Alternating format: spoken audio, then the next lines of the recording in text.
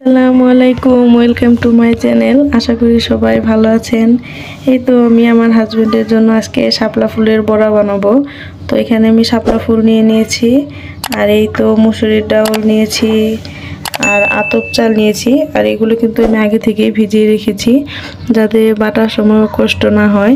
এখানে আপনারা মুসুরির ডাউল না দিলে অন্য কোনো ডাউলও দিতে পারেন, আর যদি মিক্স ডাউল দেন তাহলে আরও বেশি মজা লাগবে। আমার কাছে নাই, এর জন্য আমি শুধু মুসুরির ডাউল দিয়ে করব।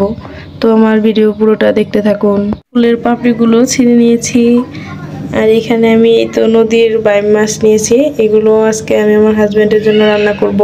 আমার হাজব্যান্ডের খুব পছন্দ এই নদীর বাইম মাছ। ডাউলটা বেটে নিয়েছি, এখানে সামান্য হলুদ, মরিচ আর ধনিয়া দিয়ে দিয়েছি। এখন এই তো এই যে শাপলা ফুলগুলো দিব, আর শাপলা ফুল দিয়ে ভালো করে মাখিয়ে নেব। এই যে আমি শাপলা ফুলের বড়াগুলো ভেজে নিচ্ছি। আমি কিন্তু খুব অল্প পরিমাণে তেল দিয়েছি, আপনারা চাইলে এগুলো ডুবো তেলেও ভাজতে পারেন, তাহলে আরও বেশি মজা লাগবে। একদিকে আমি বড়া ভাজতেছি, আর একদিকে এই তো সেই নদীর বাইম মাছগুলো রান্না করে নিচ্ছি আমার হাজবেন্ডের জন্য।